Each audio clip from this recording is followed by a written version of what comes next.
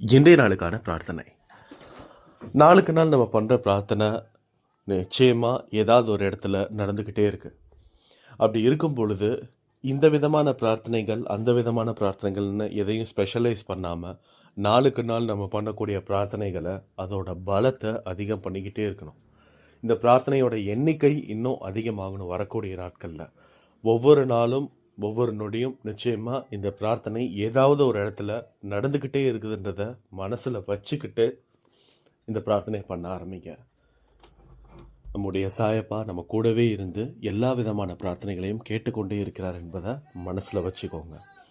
எந்த விதமான கஷ்டமாக இருந்தாலும் உங்களுக்கும் சரி, நம்மளுக்கும் சரி, யாருக்கா இருந்தாலும் சரி, இந்த பதிவை கேட்டுட்ருக்கவங்களுக்கும் சரி, எல்லா கஷ்டமும் அடியோட அடியாக மறைஞ்சு மற்றவங்களோட வாழ்க்கையை பார்க்கும்போது இந்தளவுக்கு கஷ்டப்பட்டு இருக்கக்கூடியவங்களும் நம்ம கூட இருக்கிறாங்க அப்படின்னு பார்த்து இதையெல்லாம் பார்த்து நம்மளோட மனசு ஓரளவுக்கு சரியாகி நம்மளுக்கு இருக்கக்கூடிய வாழ்க்கை எந்த அளவுக்கு இருக்குது அவங்களுக்காக நம்ம ஒரு பெரிய பிரார்த்தனையை வைக்கணும். நம்முடைய வாழ்க்கைக்கு அவங்களோட வாழ்க்கைக்கும் கம்பேர் பண்ணும்போது நிறைய விஷயங்கள் நம்மக்கிட்ட இருக்குது. அப்படி இருக்கும்போது நம்மளால் ஏன் எதையும் செய்ய முடியல அப்படின்ற மாதிரியான ஒரு கேள்வி உங்கள் எல்லாத்துக்குமே பதிலாகவும் மாறும். அந்த வகையில் இன்றைய நாளுக்கான பிரார்த்தனை என்னன்றதை பார்க்கலாம். முதலாவதாக கோஷின்னு சொல்லி ஒருத்தவங்க வச்சுருக்காங்க. அவங்களோட பேர் ஆக்சுவலி மாணிக்கவல்லி. 2 மாதத்துக்கு முன்னாடி கர்ப்ப காலத்தில் நஞ்சு கொடி இறக்கம் இருந்ததுன்னு சொல்லியிருக்காங்க. ஒரு கிரிட்டிக்கலான ஒரு செஷன் இருந்திருக்குது. பிரார்த்தனை கொடுத்துருந்தாங்களாமா. அதில் அழகான அன்பேசாய் ஆண் குழந்தை பிறந்திருக்குதுன்னு சொல்லியிருக்காங்க. வெற்றி என்ற குழந்தைக்கு ரிப்போர்ட் நல்லபடியாக வர பிரார்த்தனை கூறியிருந்தாங்க. அதுவும் நல்லபடியாக வந்திருக்குது. இது எல்லாத்துக்குமே பெரிய நன்றிகள் சொல்லியிருக்காங்க. நம்ம ஏற்கனவே சொன்ன மாதிரி நாளுக்கு நாள் பிரார்த்தனையோட பலம் அதிகரித்து கொண்டே இருக்குதுன்றதுல எந்த விதமான சந்தேகமும் இல்லை. அடுத்ததாக பிரியா வினோதன் ஒருத்தங்க, அவங்களோட அக்காவோட மகன் எக்ஸாம் எழுதிட்டு இருக்காங்க. அவங்க நல்லபடியாக பாஸ் ஆகணும்னு சொல்லியிருக்காங்க.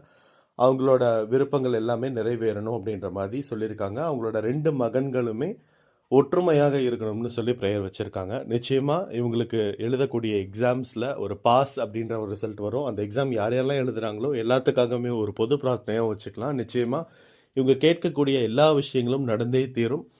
இவங்களோட ஆசைப்படி 2 மகன்களும் ஒற்றுமையாக நல்லபடியாக சந்தோஷமாக வாழணும்னு சொல்லி நம்ம சாயப்பக்கிட்ட வேண்டிக்கலாம். அடுத்ததாக கந்தசாமி, அவங்களோட தம்பி முருகனுக்கு நல்ல எதிர்காலம் அமையணும்னு சொல்லியிருக்காங்க. மனக்குழப்பம் ரொம்ப அதிகமாக இருக்குது அப்படின்னு சொல்லியிருக்காங்க. இது எல்லாமே நீங்கணும்னு சொல்லியிருக்காங்க. அது மட்டும் இல்லாமல் 34 வயதாகிறது, இன்னும் கல்யாணம் ஆகலைன்னு சொல்லியிருக்காங்க. இவங்களுக்கு இருக்கக்கூடிய எல்லா கஷ்டங்களுமே மாறணும். சீக்கிரமாகவே இவங்க குடும்பத்திற்கு ஏற்ற மாதிரியான ஒரு மணப்பெண் இவங்களுக்கு கிடைக்கணும். அது மட்டும் இல்லாமல் ஜென்ரலாக மனுஷங்களோட மைண்டுக்குள்ளே நிறைய குழப்பம் இருக்கும். அந்த மாதிரியான குழப்பம் இவங்களுக்கு இருக்குது. இந்த இடத்துல ஒரு பொது பிரார்த்தனையும் வச்சுக்கலாம். யார் யாரெல்லாம் இந்த மனக்குழப்பத்தினால கஷ்டப்பட்டு இருக்காங்களோ அவங்க எல்லாத்துக்குமே ஒரு மன தெளிவு சாயப்பா கொடுக்கணும்னு சொல்லி நம்ம சாயப்பா கிட்ட வேண்டிக்கலாம். அடுத்ததாக ஆர்த்தி, அவங்களுக்கு வயது 28ஆவது. பிரார்த்தனையோட காரணம் என்னென்னா, பிப்ரவரி 4ஆம் தேதி அன்னைக்கு பர்த்டே இருக்குது.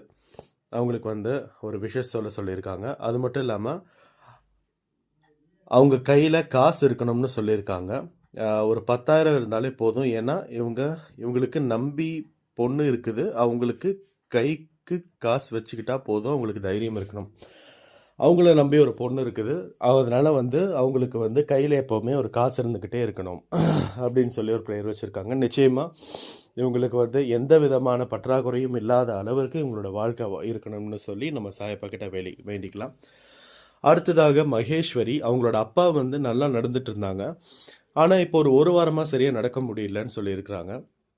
கால் அப்பப்போ மறுத்து போகுதுன்னு சொல்லியிருக்காங்க. அதுக்காக ப்ரேயர் பண்ணிக்க சொல்லியிருக்காங்க.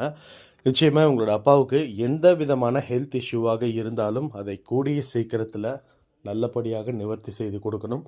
எந்த விதமான கஷ்டங்களும் இல்லாத வகையில் இவங்களுடைய உடம்பு நலம் பெற்று நீடோடி வாழணும்னு சொல்லி நம்ம சாயப்பா கிட்ட வேண்டிக்கலாம். அப்படியே நம்ம ஸ்ட்ரெயிட்டாக பொது பிரார்த்தனைக்கு போயிடலாம். இன்றைய நாளில் யார் யாரெல்லாம் பர்த்டே செலிப்ரேட் பண்ணிங்களோ, வெட்டிங் டே செலிப்ரேட் பண்ணிங்களோ அவங்க எல்லாத்துக்குமே ஒரு பெரிய விஷஸ். நிச்சயமாக சாயப்பா உங்களோட ஆசீர்வாதத்துக்கு இணங்க உங்களுக்கு ஆசீர்வாதத்தை தந்து உங்களுடைய வேண்டுதலுக்கு இணங்க உங்களுக்கு எல்லா விஷயத்தையும் நியாயமான வழியில் செஞ்சு கொடுக்கணும்னு சொல்லி நம்ம சாயப்பா கிட்ட வேண்டிக்கலாம். இன்றைய நாளில் நிறைய குழந்தைகள் பிறக்க வெயிட் பண்ணிகிட்டு இருப்பாங்க. நிறைய அம்மாமார்கள் ப்ரெக்னென்சி வார்டில் இருப்பாங்க. அவங்க எல்லாத்துக்குமே ஒரு பொது பிரார்த்தனை, இந்த குழந்தைகள் எல்லாமே சந்தோஷமாகவும் நிம்மதியாகவும் இந்த உலகத்தை பார்க்கணும். சமூக சீர்கேடு இந்த குழந்தைங்களால் எந்த ஒரு இடத்துலையுமே ஆகக்கூடாது. ஊர் போற்றக்கூடிய ஒரு குழந்தைங்களாக மாறணும். அடுத்ததாக இன்றைய நாளில் நிறைய பேர் கடன் பிரச்சனைகள், கடன் சூழ்நிலைகள், நிறைய விஷயங்கள், ஃபேமிலி ப்ராப்ளம்ஸ்னு நிறைய ப்ராப்ளம்ஸ் இருக்கும். ஹெல்த் இஷ்யூஸ் நிறைய பேருக்கு இருக்கும். நிறைய பேருக்கு ஆப்ரேஷன் நடக்க வேண்டிய நாள் இன்றைக்கா இருக்கலாம். எல்லா விஷயமுமே கூடிய விரைவில் ரொம்ப சந்தோஷமாகவும் நிம்மதியாகவுமாக இருக்கணும் இன்றைய நாள் எல்லாருக்குமே அப்படின்னு சொல்லி இந்த பதிவை கேட்டுட்டு இருக்கக்கூடிய ஒவ்வொருத்தங்களுக்கும் இருக்கக்கூடிய மன பிரார்த்தனைகளையும் சாயப்பா நிறைவேற்றி கொடுக்கணும். அது மட்டும் இல்லாமல் அன்பை சாய் குடும்பத்தில் இருக்கக்கூடிய ஒவ்வொருவருக்கும் ஒவ்வொரு விதமான கஷ்டங்கள் இருந்தாலும் அதை எல்லாத்தையுமே போக்கி ஒரு சாந்தமான வாழ்க்கையை உங்கள் எல்லாத்துக்குமே கொடுக்கணும்னு சொல்லி நான் இந்த ஆடியோ நான் முடிச்சுக்கிறேன். ஜெய் சாய்ராம்.